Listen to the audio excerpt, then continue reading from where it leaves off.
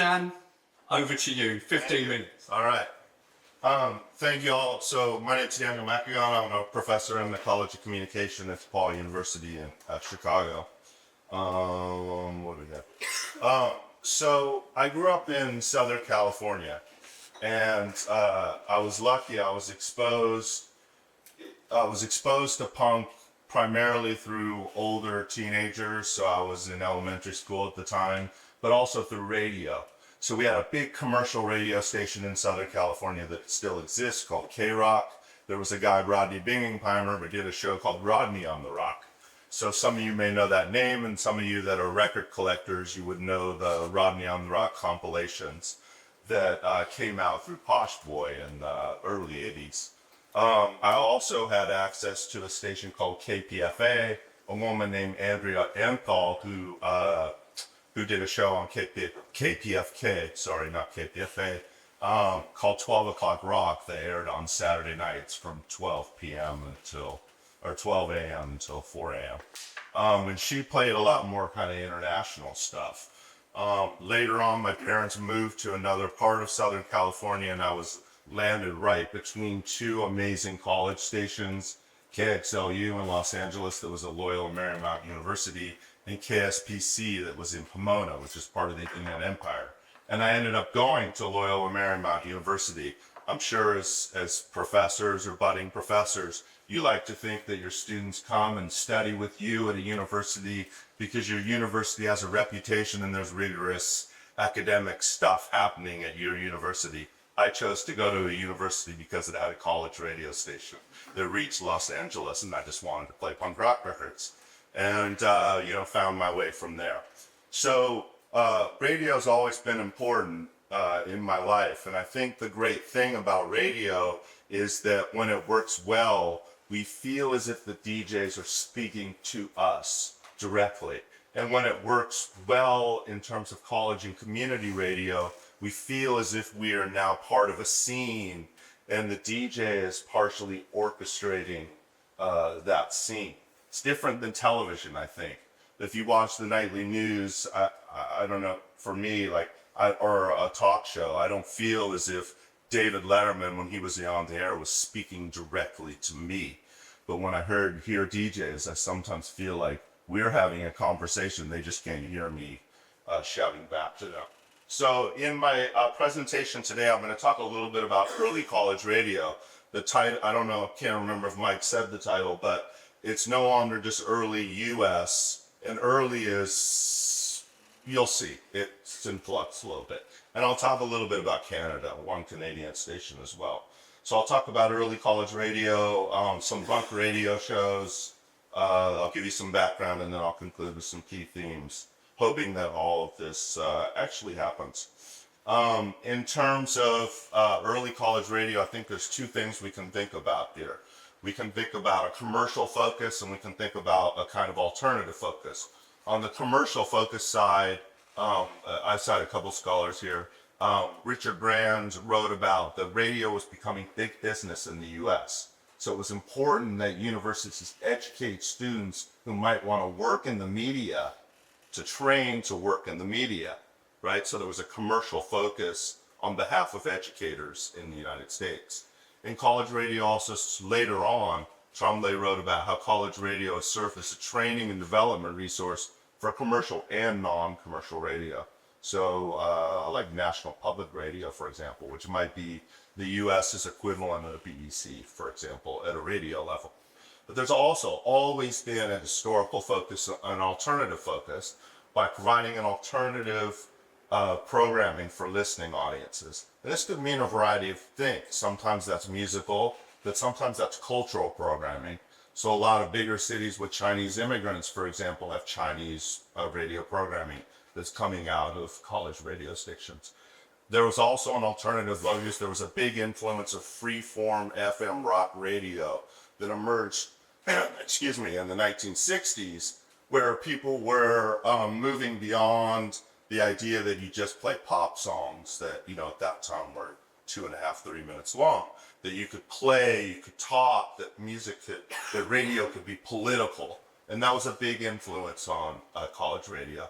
But then you also had a different kind of DIY focus, which were these young tech nerds that wanted to build out radio stations and learn how to work with sound. So it's a different model of DIY than the one we're going to talk about here. So I'm going to introduce you to 4 different DJs. Chuck Roast, who hosted a show out of Houston, Texas, called the Fun House. Chuck moved to Houston in 1979, so this is the oldest in terms of early that we can talk about in terms of early punk. And he did a show on a Pacifica station that was 100,000 watts called KPFT. He was hosting a late night, what he called Weirdo Rock Show, and the hosts of this Fun House decided they were burned out, and he took over the show and the time slot in 1980. He hosted that show for 15 years, took a year off, and then he hosted a show at KTRU, which was at Rice University, and he did that for 10 years. That station has since been sold. The university sold it off to, I think, either a classical network or to National Public Radio. The second DJ is Rodney Anderson in Chicago. He was a second DJ on a show called Fast and Loud. He was a senior in high school, and he met the host of the show, a guy named Doug Kwan, who was going home for the summer. This is 1983, and Rodney was starting at Northwestern University in the autumn, and so he did the show during the summer and became a co-host. This is a 7,200 watt station in the Chicago area. Rodney was already into punk, but Fast and Loud was one of the first shows in the area that focused exclusively on punk. There was a block programming called The Rock Show, which was kind of like alternative, broadly speaking, but not a lot of what we might call the various subgenres of punk. So oi, hardcore, later on screamo, things like that. But at that time we would say like hardcore, street punk, stuff like that. They were playing more what we would call college rock. Husker Du, The Replacements, maybe the Ramones, New Wave, stuff like that. And that show ran for nearly 30 years, although Rodney stopped even in 1987. Joni Lindstrom still hosts a show in Boston called the Late Risers Club. This show started in May of 1977 with a focus on underground rock, but as DJs started getting access to punk records, the show shifted in that direction. This is WMBR 720 watts, so it's not a lot of wattage, but it covers the Boston area, and that's it at MIT. And she started doing a show in 1987. Again, she's still doing it. The show's still running. It runs from 10 a.m. to noon every day. She does a show on Thursdays. And Joni told me that she grew up in, quote unquote, nowhere, Vermont. Vermont, for those of you who don't know, the U.S. geography is in the northeast of the U.S. And so teens in her town either, she said, didn't listen to music. That just blows my mind. Like, I had some friends when I was young, like, listen to one band only. It made no sense to me. Or people that didn't listen to music at all. How could you, live your life not listening to music? Anyway. Or they were into what she called softer rock bands, or they were in hard rock, and that kind of spoke to her. And that's how she discovered the Stooges, the Iggy Pop, New York Dolls, stuff like that. And then finally, Steve Perry from Toronto, who currently hosts a show called Equalize and Distort. I'll tell you a little bit about his history. So he discovered punk when he was 13 years old in 1978. He was at an Estonian camp. So there were a lot of Estonian immigrants that came to Canada, and he went away to like a summer camp, and he met this other Estonian kid who had a campus community station. They tend to use that phrase more in Canada. In other words, these are university stations, but they have a lot of community volunteer DJs. And this other kid had heard punk through a campus community station, and Steve found out about punk at this camp. He started doing a show at his high school that played in the cafeteria, which apparently pissed off all the kids at his Catholic school. And then when he went away to college at York University in 1985, he started doing a show at CHRY, which was a 50-watt station, and he started hosting Equalizing Distort in 1999 at CIUT in Toronto. And this show focuses on a variety of punk genres with a lot of local blend on Canadian, but also international punk. So in Canada, there's this thing called CanCon, Canadian Content, where 35% of all media needs to be Canadian produced content. So, The other thing that I'll say before I dig into some themes is that the great thing about all of these shows, and that excites me about college radio, is it's national and international, but it's also very local, very local. So local bands and being key to the local scene is important. So the first theme that I want to highlight for you is one of exposure. That these DJs are both, they're like preachers in a way of punk rock. Like, I want you to come into this church of this new religion, which is punk rock. I want to invite you. It's invitational. And they do that through exposing people to new forms of music. So Joni, I'm going to quote a bunch of people here. I wish I could take on their accents and the voices, but I can't. I should have planned in advance, and like Laura could have come up and been Joni, for example, maybe, I don't know. But she said whatever people could get their hands on in terms of how they would get these records to expose listeners. Whatever people could get their hands on, that was getting played. Then more and more things started getting to the station. It always surprises me how many bands were on major labels. We forget that a lot of the early punk bands were on major labels. And those records were all getting sent. But then there was also a lot of record store buying. There were a couple good stores that people would go to, and some of those records would make their way into the library for people's personal collections. So they weren't just hoarding the records, they were buying the records themselves and giving them to the station so other DJs could play them. And Chuck said, I would write to bands I would see in the back of Maximum Rocknroll, be they in Italy or wherever else in the world, and I would set up these things where I would buy a few for them from them. I was really passionate for a while about foreign hardcore. It was fast, it was hard, it was exciting. And since I was contacting people to try and book them anyway in the United States, you would write letters. I wrote letters and said, hey, maybe you're interested in booking, or you could call into my radio show, or send me something and I'll play it on the radio that I would like to buy and resell. So I might buy like 5 copies of something and then would send a promo also, and they would send a promo to the radio station. And so it's really important to understand that people could read about these bands and zines like, especially Maximum Rocknroll, which was much more international. Flipside was the other big zine in the US, but it was much more of a local Southern California focused scene. And so this is a way to hear these bands. You could read about them, but what do they sound like?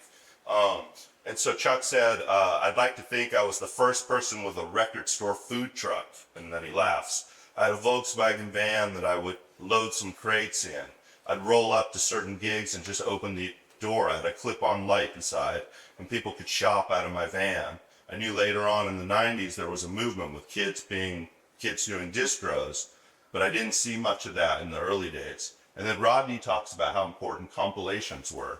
There was a great way for international bands and national touring bands would bring the records, but we were always local. Local needed our support, and that's what keeps everything going. It took me a couple years to realize there was some band I didn't want to play on the air, but at that point I decided as long as it was punk, I would play it. In other words, it was more important to build a scene, to connect to a scene, which is my next theme here. So Rodney said there's this bizarre thing in that the signal cuts across the water like nothing. So we had listeners in Kenosha, Wisconsin, and fans in Hammond, Indiana. And so he said his band was on a bill in Madison, Wisconsin, with Toxic Reasons and a band up there called Imminent Attack. And we were playing, people were singing along. I thought, that's a little weird. And we finished our set and they come running over and they're like, you're the guy on the radio show. So they would hear his voice, they would hear what he would play, and they would want to check it out. And so they also were building scenes in terms of putting out releases. So WNUR did this comp, again, some of y'all that are record collectors might have this comp called the Middle of America compilation. And they put WNUR on there even though they were often pissed off at the radio station. And then Steve did this cassette compilation in 1985 called Ontario, Yours to Discover. It was more than just about Toronto. He wanted to show all the other little bands in Ontario that people wouldn't hear.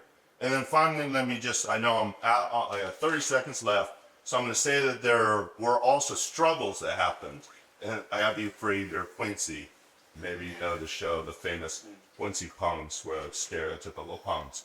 But there were internal struggles a lot with the radio stations, constantly not wanting punk shows on the air, constantly trying to stop the shows or kicking off the DJs. And there are also external struggles, and so I'll just end with this quote from Chuck, because it's the most interesting, I think.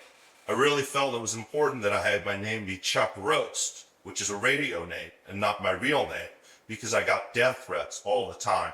Remember, he's in Houston, Texas, Bible Belt of the United States in 1978.